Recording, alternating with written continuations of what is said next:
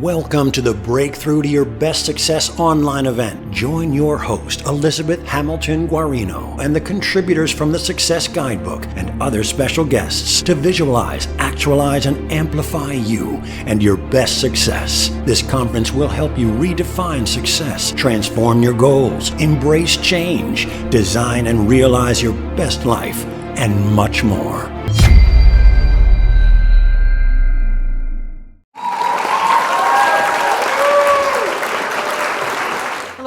And welcome to the Breakthrough to Your Best Success online conference. I love it when we go in laughing. We were laughing behind the scenes before we arrived here. We've got our light kits in place, and we're aging beautifully here on camera. Anyway, Brian, it's so great to see you. Thank you for being here. Thank you for being part of the book and all you do.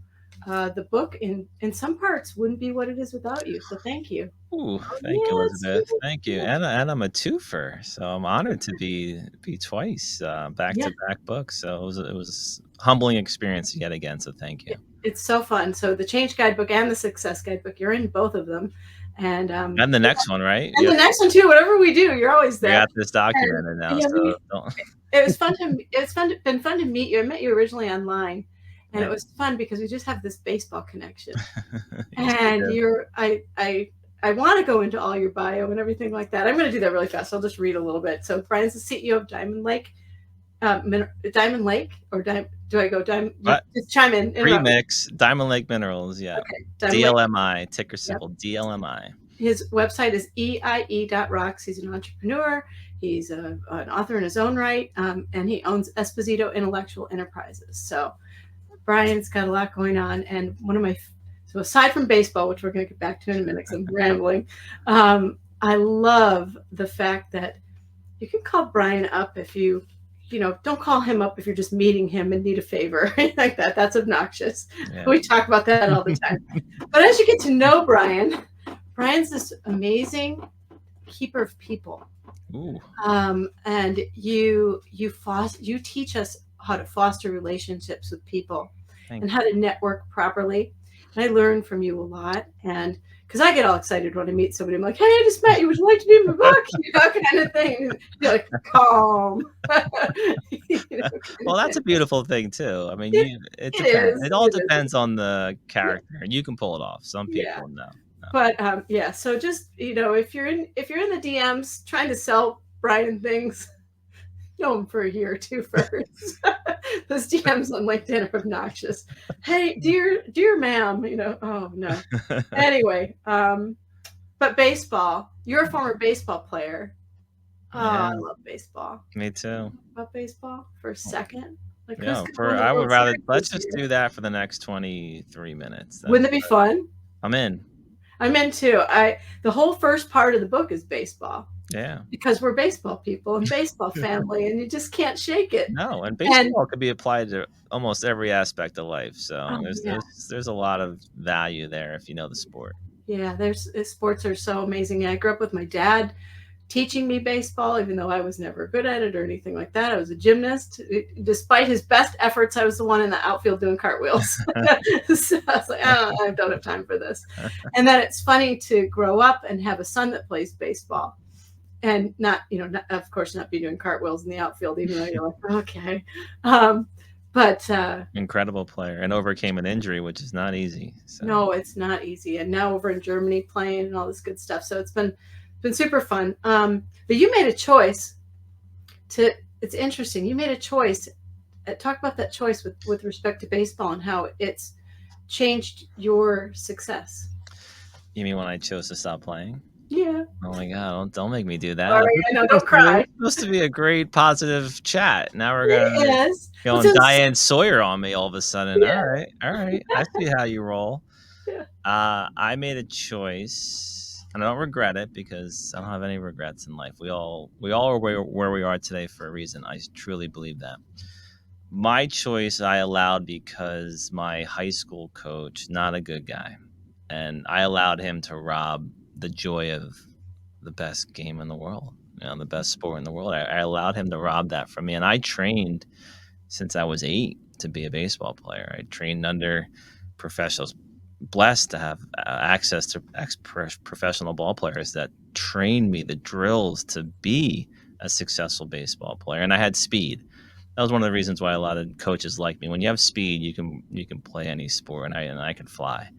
And then I actually became good, and I did drills that Frank Thomas did every day. I did drills that Ken Griffey Jr., Barry Bonds. I mean, I knew what they did to be successful because I worked with the coaches that they worked with in their career. So when you work your ass off like that, and a lot of things happen. The sport's one thing. You don't necessarily. Some people don't get better because they just don't have the raw talent. But some people get better. But during that process, if you work hard and you instill that work ethic in you, it carries over into other aspects of your life. So I'm very grateful that I trained like an animal to be a ball player. And then I also trained like an animal to play any position that the team needed. I was a utility player. I mean, second base was my core. That's where I loved to be. That was my heaven. But when the team needed a catcher, I was the one that went and paid all that I could pay to go get the equipment, and I took lessons to train how to stop balls and frame the pitch and do everything that I needed to do to be a catcher. Looking in your professional career, same thing. I do whatever I need to do to be able to get the job done. You know, if the garbage in the bathroom needs to be taken out, I'll take the garbage out. If I got to go and find a way to sign a big deal to keep the company moving, I'll go find a way to sign a big deal.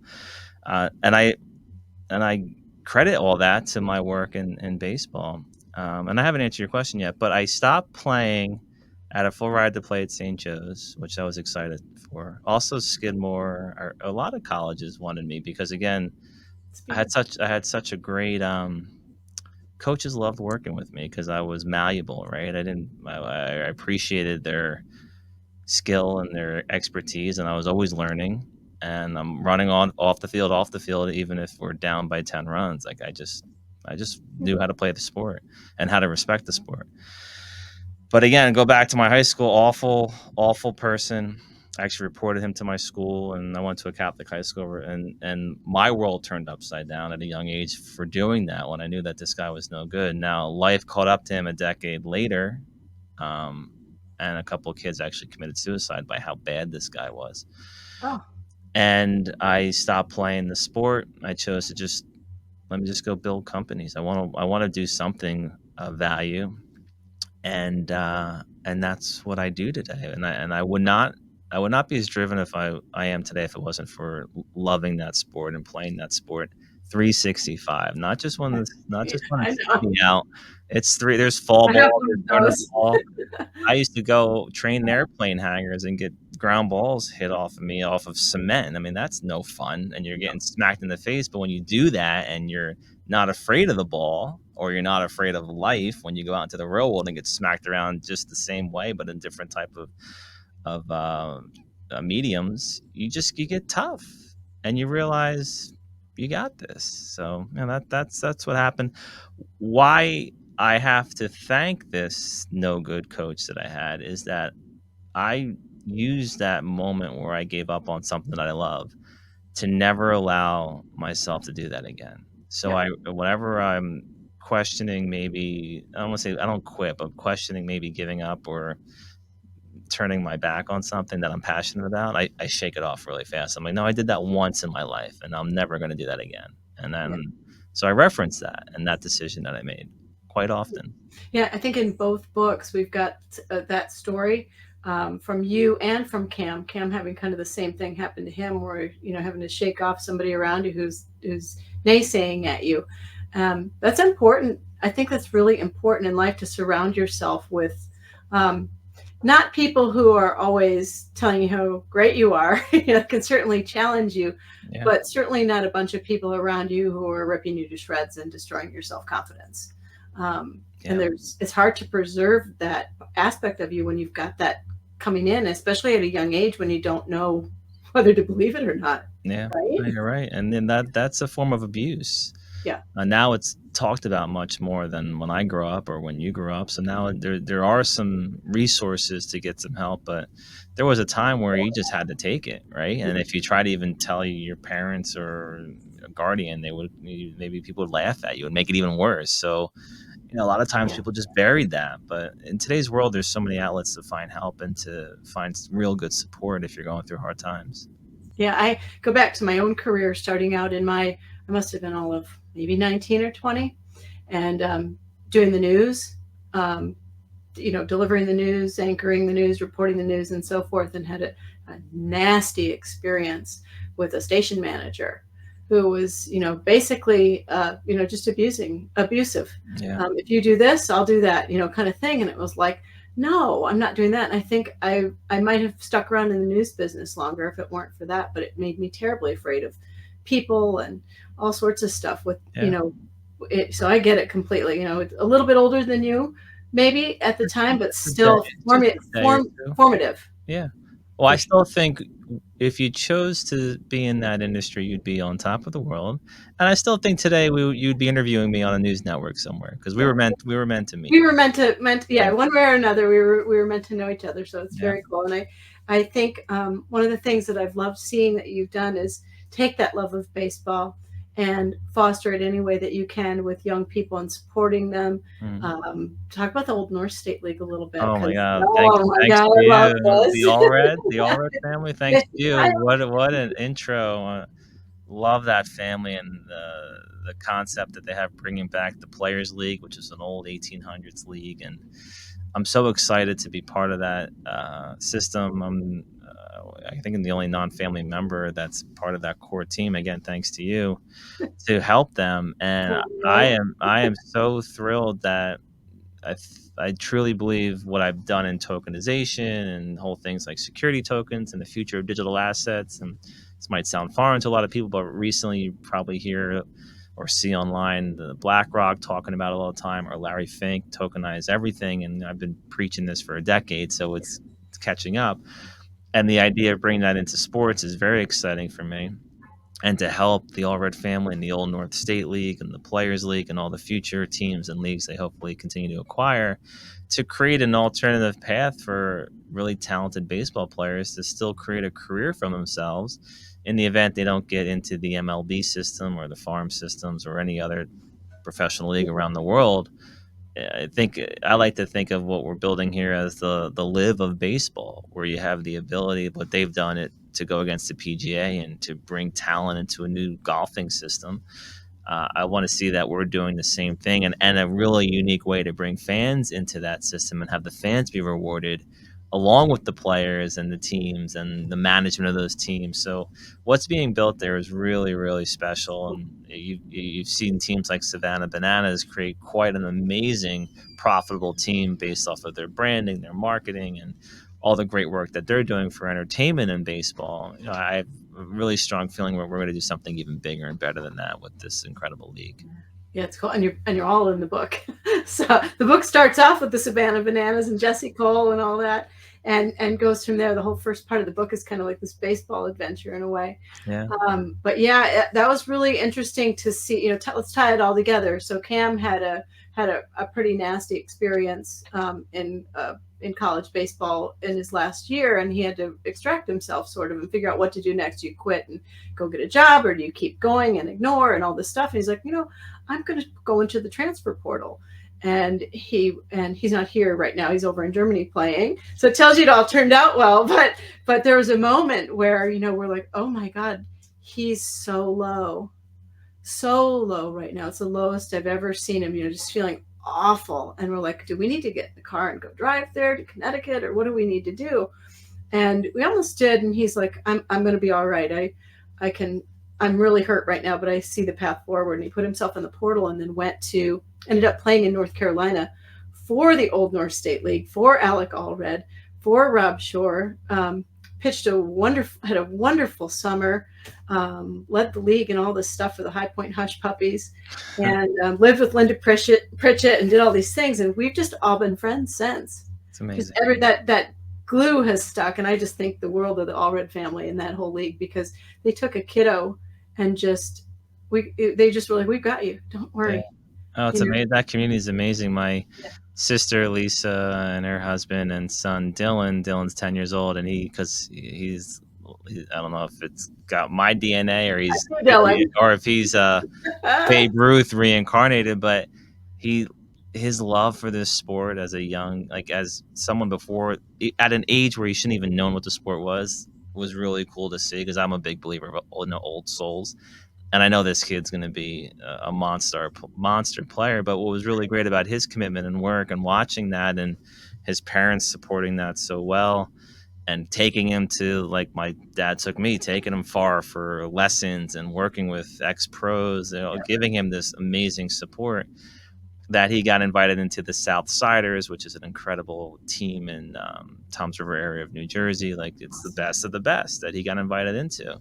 Yeah. And even though he was invited into other teams locally where they live, the different level of support there changes everything. Like, when you get that validity and you get that confidence because you're part of something special, you perform better, you play better in life or on a sport. So the fact that his journey allowed him to be invited into this is amazing. So, like, when you're talking about Cam and your experience now with the Old North State League, with him playing there and building new bonds, it's because he needed that, and the universe wanted him to have that, and it allowed now for him to excel in his career, and rightfully so. He's an amazing person and player, and you've created new friends and bonds because of that. It's so much fun, yeah. But and it's funny you said old soul. I believe that too, because when he was about, I think, like, when he could sit up, he started tossing things with his left hand, and we're like, oh no, what is that? Kind of thing. Like, genetics are at play here, because my husband's a left-handed pitcher, and we're like, this is just going to be a trippy ride, because you could just see him at a very tiny age do things. And I think kids do that. If you pay really close attention, you can kind of almost see what they're going to do or what their passions are very young if you stop and watch a little bit. Oh my goodness. Yeah. And he would call stats out and remember stats of, like, anybody. It could be from 1950 or 2019. Trippy, isn't it? Very trippy. But it's cool. Very cool. As he gets maybe a tiny bit older, but maybe now, you want to look at the Student Athlete Community Service Network, Saxon. Okay. It's run by Frank Torrey, with the Torrey family. Oh, and Cam was a part of that. And they grab really good players around the country. Okay. And at a young age, and teach them the community service part of being a professional athlete. Yeah. Along with being a great baseball player and this and that. So they really get you at a very young age and make sure you're well-rounded at a young age. And Cam planted trees all throughout the state of Maine and did all these things with Saxon. But Cam ended up, if you look on Cam's Twitter, there's the profile picture at the top. That's him pitching at Citi Field, because he played in the Met Ball Classic with Saxon. Wow. So cool. And so anyway, that's a great organization too for you to know. Their Frank Torrey is amazing. So I appreciate that. I'll let them know. I do have questions for you. I promise we talk about baseball, but maybe we'll get a question or two. Let's see what you got. Okay, you ready? They're right in front of me too, so I'm going to read a little bit. They're long. All right. So the Success Guidebook, it examines success in new and redefined ways. How has your perspective of success evolved throughout your life? There's your first question. Yeah, great question. And I'm very confident in my answer. It's going to bore some people that have heard me before. It's the same for a very long time. My definition of success is doing what you can to go through life without hurting somebody. And if you do, whether it was malicious or unintentional, do what you can to make it right. To me, that's a successful person, a golden rule type of mentality. It's not about what's in your bank account or what's on your wrist or what's on your shoulder or what car you're driving. It's more about treating people with respect and doing what you can to make things right if things go sideways. I love that. Yeah.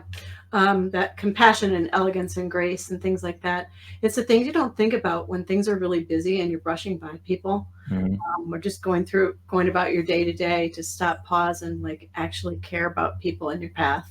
Empathy. We're little tramplers. Yeah, empathy.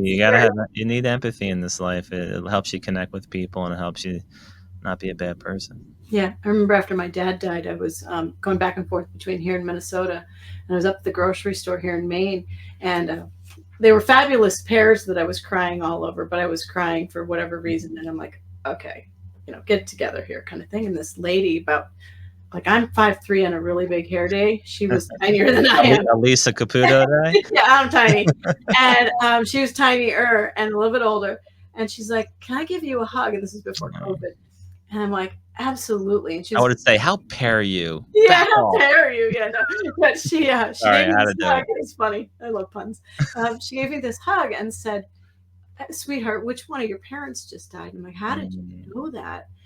And she goes, the look about you and how you are right now is unmistakable, that somebody just passed away. And it was probably one of your parents. And she just gave me this hug, and I kind of stopped crying. And then, we said some niceties, and she walked away. But I went back looking. I've never seen this person. I don't know who this person was. I don't know if it was an angel. It might have been a spirit. I have no idea. Absolutely. That's an amazing story. I'm gonna follow you with a quick story if I can. Yeah, please. On that type of vein, because I don't think that was a real person. I think that I don't either. So back to baseball. Unfortunately, I used to coach camps, and I missed that too. I was invited to work with Marty Sobel, phenomenal ex-ball player, and be one of his student coaches. So I did that from 15 to 18. And I loved working with the kids because it was just awesome. Haven't seen them light up when they hit the ball correctly, or they get a ground ball, or they throw a ball. It's an amazing feeling. So one day I was 17, so it's like 1998 or 99, one of those summers. And I was so hectic that summer. It was just nonstop. And my grandfather is my best friend. I think about him every day. I lost him when I was 8 years old. And that was the first summer that I couldn't go to the graveyard to do his birthday. For whatever reason, it was just, I still feel bad. So I'm packing up one day right after his birthday, which is July 4th, and checking the dugout and making sure no kids left anything before all the parents drive away. And I turn around, and the dugout, and there's a fence, and there's this little kid on the other side of the fence. No mitt, no gear. I figured it was one of the other kids, the younger brothers. And he goes, "Where were you?" And I'm like, "Oh, what do you mean, little man?" He goes, "You missed my birthday." Just gave me. Oh, right. I got him too. Yeah. And I'm like, "Oh, I'm sorry. Happy birthday. When's your birthday?" He's like, "July 4th. And you never missed my birthday." And I was like, I don't know what all of a sudden I realized it's July 4th. It was my grandfather's birthday. I look away and look up, gone. And I run out and look. There's no way he could have got from where he was over the fence, if you know a baseball field, to the parking lot, just gone. Yeah, the angels are all around us right now. And they come when we need them. Yep. They come when you talk to them and say things, and it's interesting. Yeah. Yeah. Anyway, all right, we're gonna keep going. Also, another pun: pair ends. Pair ends. That actually might be meaningful. Right? No. Yeah. Well, I didn't want to touch on it, but there's some importance there. There really is. There probably is something there. So, all right. Now I'm going to think about that more. All right. So I'm going to just keep going through the questions. Yeah, go ahead. What I want to talk about is perseverance. What I want to talk, I think it's really inspiring to talk, because talking. Success doesn't just go like this. It's all over the place. We've seen that graph before. Yeah. And there's also a lot of people who hit that moment and they feel like giving up, and all the success is on the other side. So there's a lot of different aspects of success. Talk about perseverance, especially when you don't, when you miss goals, when you don't achieve the level of success you're dreaming of or hoping for or working for. You hit a wall, you do whatever. What's the part of that persevering through disappointment? I think it's really important lessons for people, and that's what people want to figure out most of the time. Yeah. Well, there's a lot of ways to answer that, because I think it's case by case depending upon the individual. I think the first thing you need to think about is, did the goal or the expectation you set, was it even realistic? Mm-hmm. And are you disappointed in something that you tried to overshoot, but you actually did accomplish a lot? I like to always think of the small wins, the base hits, right? That you should always look at those accomplishments and not be so transactional. Because if you're just looking at, I even talked to somebody yesterday that they make so much money, and they were literally depressed because they don't make X amount of money, and that was their goal, was to be this crazy number, and they're so short of it. But and I was like, I kind of hate you. Are you really complaining about this? Are you? I mean, crazy. The mind gets so consumed over things and all the joys that you miss because whatever your motivators are. The problem with me is I'm not money oriented, which has actually gotten me into harm's way at times, where I'm just like, hey, let's go and do it. That's my mentality. Let's just go and do it. But because I'm not money oriented, I don't understand the way that people get consumed over material things and keeping up with the Joneses. I mean, these are things that go on since humanity. I'm sure the cavemen were complaining about somebody's cave was too small and that guy's got a bigger cave. I'm gonna go kill that guy and take his cave. Like, we've always had this competition in us, but you got to find ways to eliminate that, or I just don't, my opinion, I don't think you're ever going to be happy if you're chasing things. Find out if you can't be happy right now with what you have, and look on the news if you need some kind of a wake-up call, and look what's going on right now in different parts of the world.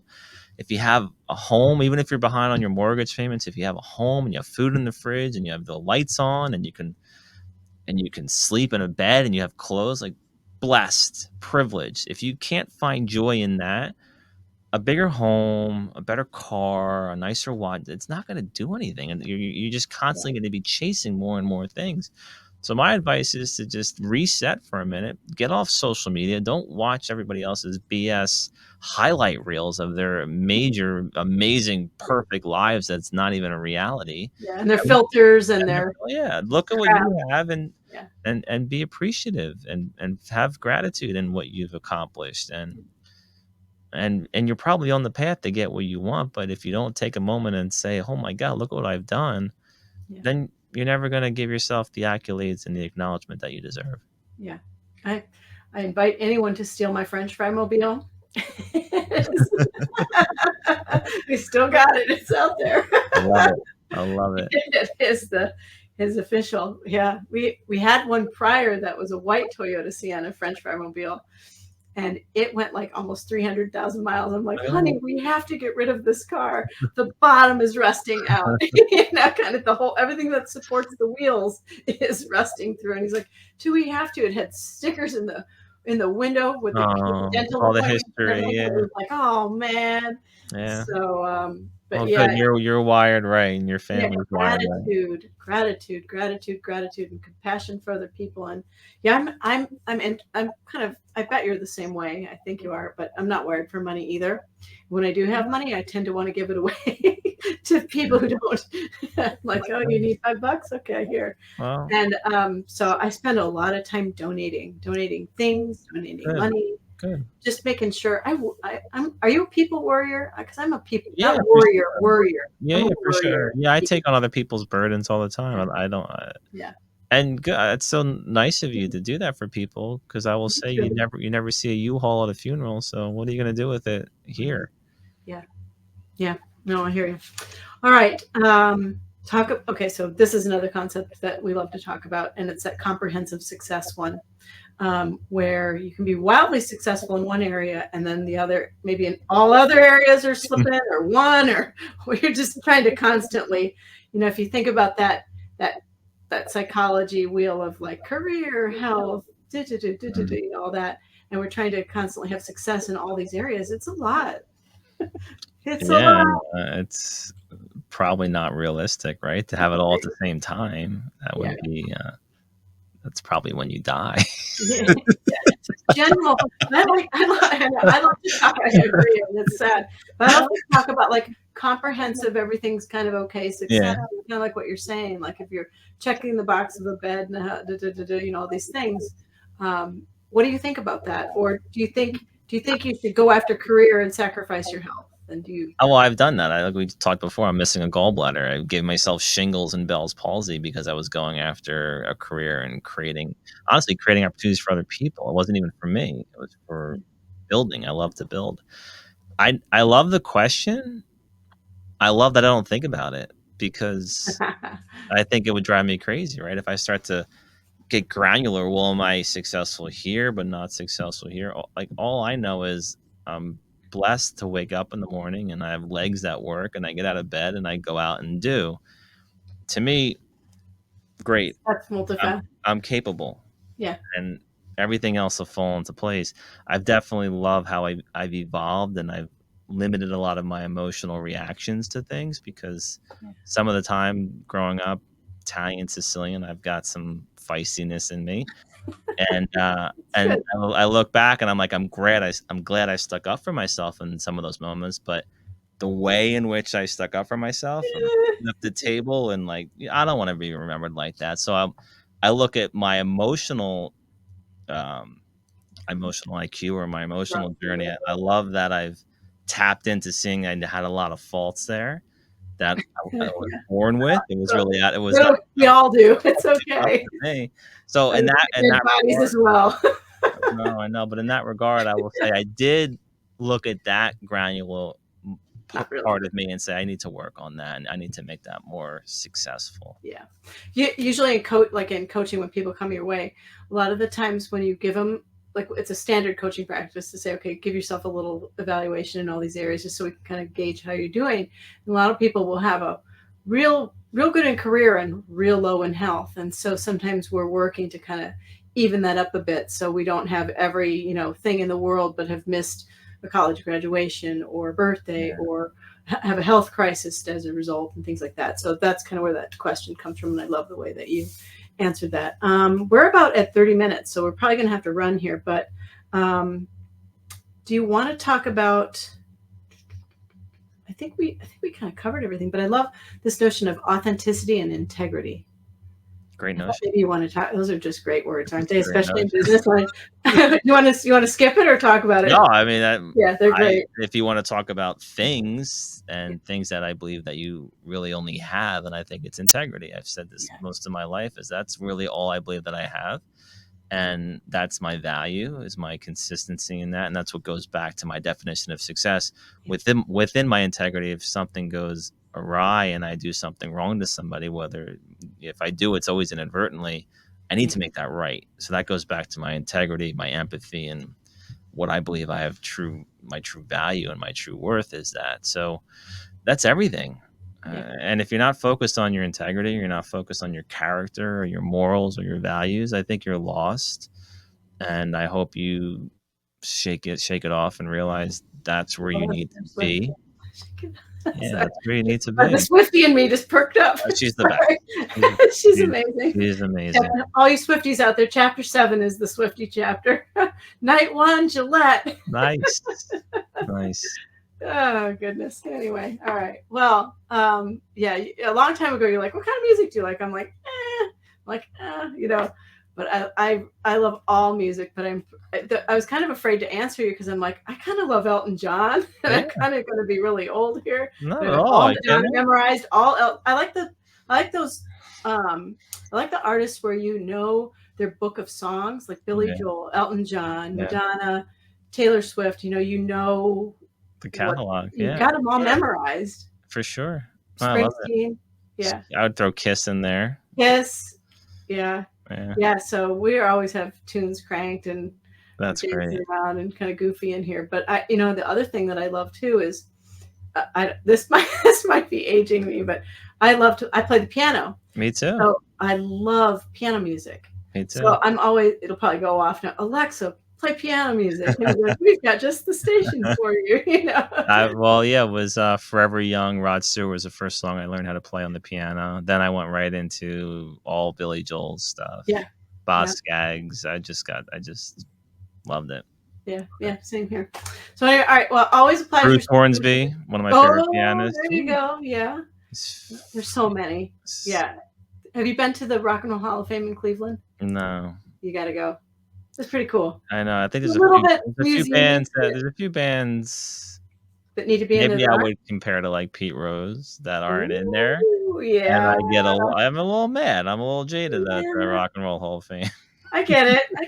But still it's like the Monkees are in there, I think, and they didn't even do anything with music besides the lead singer. We're gonna have comments. I love the Monkees, but I don't think they wrote or played any of the instruments. I think it was just what was the guy's name? Danny Thomas? Who was the lead singer? I don't know. I don't have them memorized. What? I don't. I will though. Now I'll go back. I think it's Danny. I don't know. I don't know. Danny something. Danny something, but anyway. All right. Well, lots of love. Thank you for being here. Thank you for being in the book. Always a pleasure to chat with you. Come back again. Absolutely. Thanks, Elizabeth. And thank you again. All right. All right. Bye, everybody. Thank you.